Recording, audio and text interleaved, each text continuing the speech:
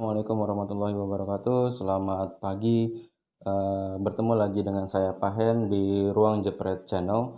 Kita akan belajar mengenai seni budaya pada pagi hari ini. Tapi sebelumnya semoga kalian dalam keadaan sehat walafiat, terhindar dari virus apapun, terutama virus COVID-19. Ingat, jangan keluar rumah. Kalau mau keluar rumah menggunakan masker. Kalau keluar rumah jangan lupa cuci tangan. Oke, kita akan mulai belajar tentang seni budaya. Seni budaya itu dibagi menjadi 4 cabang seni. Yang pertama adalah seni rupa, yang kedua seni musik, yang ketiga seni teater, yang keempat adalah seni tari. Kita akan belajar satu persatu dari seni-seni tersebut. Kita akan mulai dari seni rupa.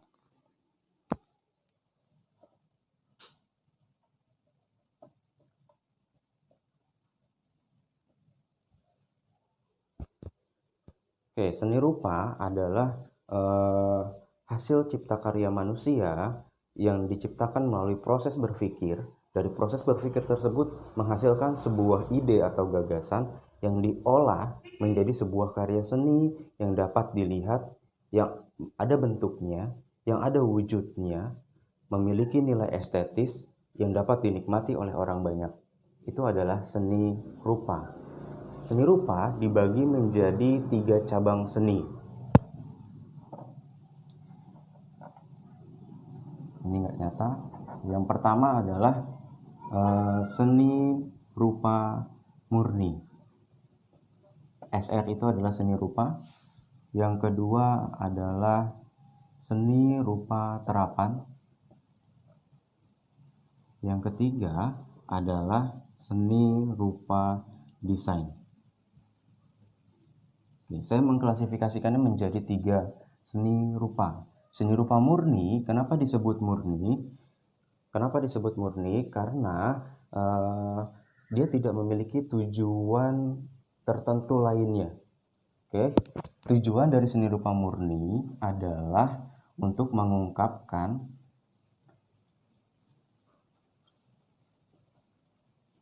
ekspresi,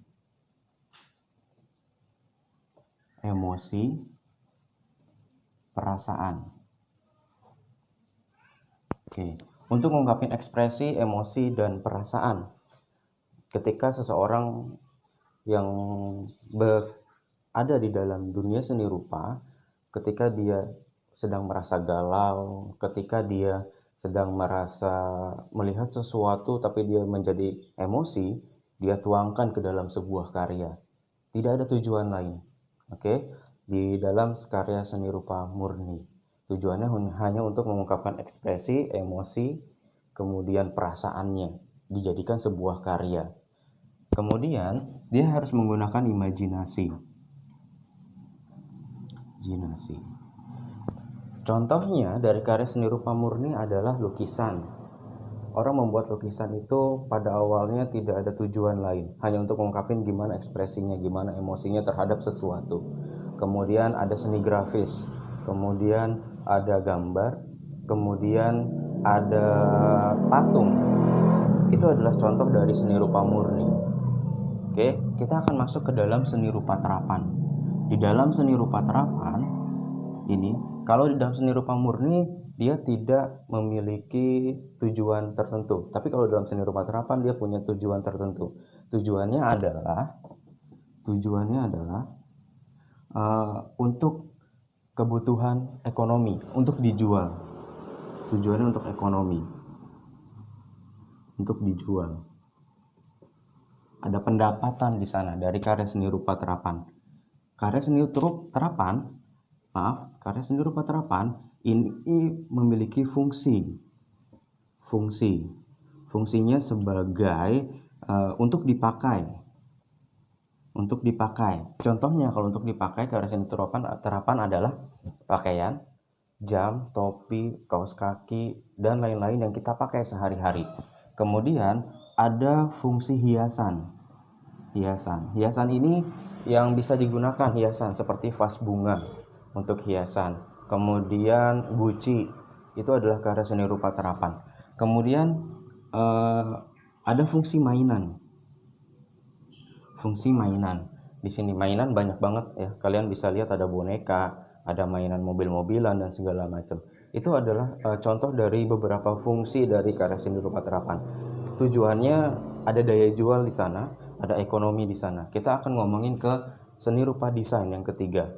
Kalau di dalam murni tidak ada tujuan lain, kalau di dalam terapan memiliki tujuan ekonomi, kalau di dalam seni rupa desain ini adalah gabungan dari seni rupa murni dan seni rupa terapan. Kenapa saya bilang gabungan? Karena orang membuat karya desain butuh imajinasi, butuh melibatkan perasaan, emosi. Ini butuh imajinasi,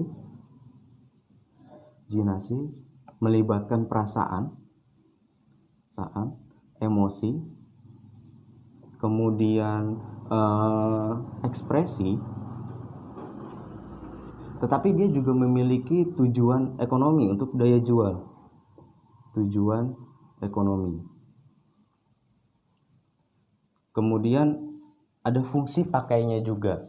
Selain fungsi pakai, hiasan, dan mainan yang ada di seni rupa terapan, di dalam seni rupa desain dia memiliki fungsi promosi. Ketika orang membuat sebuah karya seni rupa desain tujuannya hanya untuk dirinya, berarti hasil karyanya itu bisa dikategorikan sebagai karya seni rupa murni, walaupun prosesnya melalui proses desain. Kemudian kalau misalkan orang membuat sebuah karya seni rupa desain, hasilnya berbentuk desain jam tangan misalkan, itu kan ada daya pakai, akan berubah menjadi seni rupa terapan. Makanya saya bilang desain itu adalah penggabungan dari seni rupa murni dan seni rupa terapan.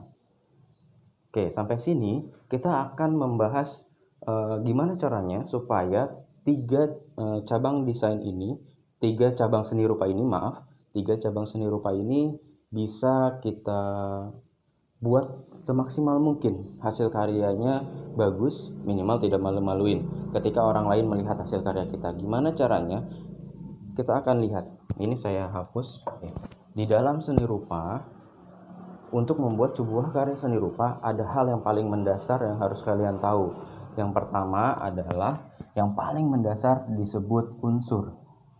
Unsur apa? Ya unsur seni rupa. Oke. Unsur seni rupa ini adalah elemen penting untuk membuat sebuah karya seni rupa. Kalau nggak ada unsurnya, karya seni rupa tidak akan pernah jadi. Oke, kita mulai dari unsur yang pertama. Kita akan belajar unsur yang pertama. Unsur yang pertama adalah unsur yang paling terkecil. Yang pertama adalah titik. Ini adalah unsur pertama. Unsur terkecil, unsur awal dalam pembuatan sebuah karya seni rupa apapun. Titik ini adalah sentuhan alat tulis tanpa adanya pergeseran. Kalau kalian lihat alat tulis ini, menyentuh medianya adalah papan ini, kalian langsung angkat, itu disebut titik. Oke, ini adalah titik. Kita akan coba buat sebuah titik sekarang di dalam, misalkan kalau kalian punya kertas gambar seperti ini, kalian bagi menjadi dua bagian, langsung tidak menggunakan penggaris, kalian buatnya. Di sini, di kotak yang pertama, ini kalian isi titiknya dengan tumbuhan. Tumbuhan ini bisa daunnya, bisa batangnya, bisa buahnya, bisa bunganya, bisa pohon utuh. Kita mulai dengan menggunakan titik. Langsung titik, tidak ada apapun lainnya.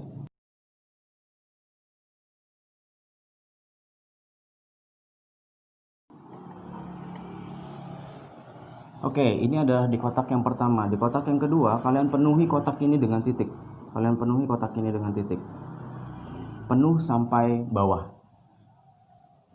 Oke, selamat mencoba membuat sebuah titik.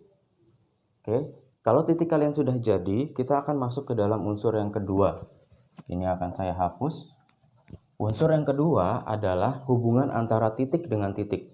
Kalau titik tadi adalah sentuhan alat tulis tanpa adanya pergeseran, unsur yang kedua adalah ketika alat tulis kalian sentuh, ini ada pergeserannya, disebut garis.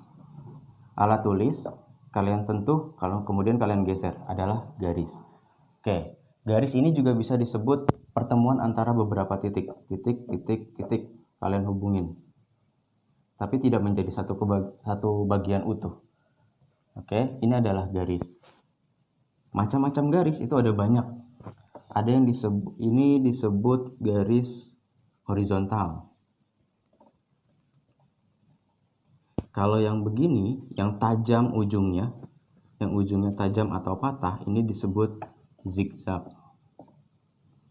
Kalau yang lurus seperti ini disebut vertikal. Kalau yang miring, ini disebut diagonal. Kalau yang melengkung seperti ini disebut garis lengkung. Kalau yang muter-muter seperti ini disebut spiral. Oke, ini adalah contoh dari macam-macam garis. Sekarang kalau kalian sudah memahami konsep garis ini, sekarang di dalam garis ada pertemuan antara garis. Kita akan belajar tentang rumusnya. Kalau misalkan ada garis satu, ini garis satu, kalian hubungkan dengan garis lainnya, tapi tidak melebihi batas garisnya di sini. Ini disebut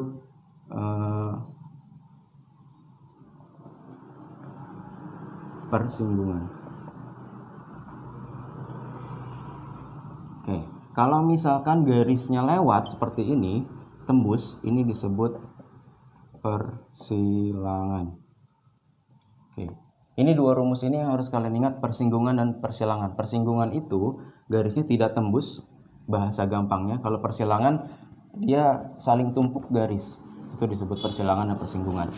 Sekarang kita coba memahami garis secara lebih utuh.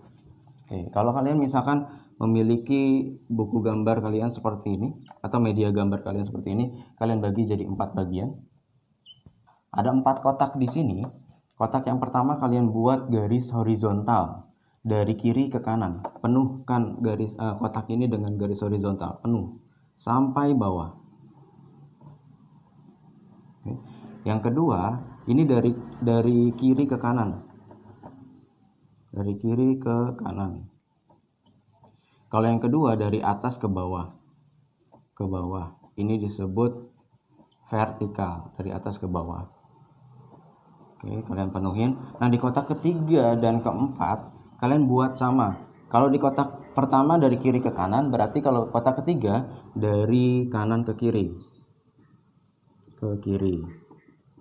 Kalau kotak keempat dari bawah ke atas. Ini adalah dasarnya, kalian buat seperti ini. Kemudian kita akan coba gabungin, tadi ada persilangan dan persinggungan, supaya kalian lebih paham di persinggungan dan persilangan. Di kertas berikutnya, seperti ini, kalian buat persilangan dan persinggungan penuh, tidak boleh ada garis tepi. Kalian buat, misalkan tugasnya atau instruksinya adalah buat perpaduan garis antara garis horizontal, vertikal, dan lengkung. Garis horizontal dan vertikalnya bersilangan. Garis lengkung dengan garis horizontal dan vertikal bersinggungan. Artinya kalau bersinggungan tidak tembus garis.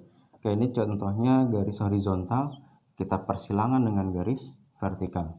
Oke, ini boleh begini, kita silang-silang gini. Kalian penuhin semuanya. Ini contoh dari saya, kalian tidak boleh sama dengan saya. Ini contohnya. Garis lengkungnya ini tidak boleh tembus, tadi hanya bersinggungan. Garis lengkungnya. Kalian buat garis lengkungnya.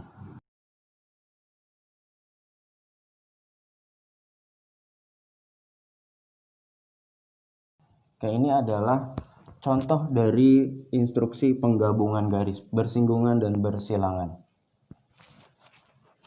Oke, sampai sini untuk pertemuan awal kita belajar tentang seni rupa. Unsurnya ada 2 unsur yang kita pelajari hari ini, adalah titik dan garis. Kita akan mencoba membuat titik dan garis. Instruksinya akan saya berikan lewat chat grup nanti. Kalian tinggal baca, kalian lihat, kalian buat seperti yang saya contohkan tadi.